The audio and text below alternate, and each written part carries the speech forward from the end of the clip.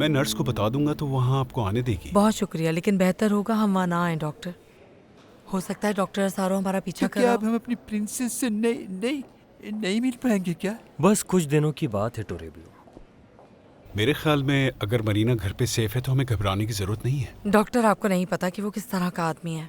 मामा फिक्र मत करें प्लीज। मैंने डॉक्टर बसान को डॉक्टर सारो के बारे में बता दिया सब कुछ। मेरा ख्याल है अगर पुलिस उसे एक बार वार्न कर दे तो वो ऐसी हरकत नहीं करेगा। हाँ, उम्मीद तो यही है। हाँ मरीना, जब तुम चाहो हम घर चल सकते हैं। Thank you.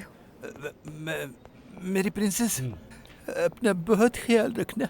ठीक है। प्यार है तुमसे। मुझे भी। अब थोड़ा आराम कर लो मरीना। और किसी चीज की फिक्र मत करना।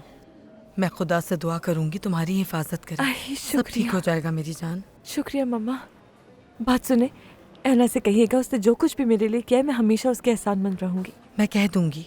अपना ख्याल रखना। थैंक यू मम्मा। गुड बाय मेरी जान। आप इसका ख्याल रखिएगा। मैं ख्याल रखूंगा।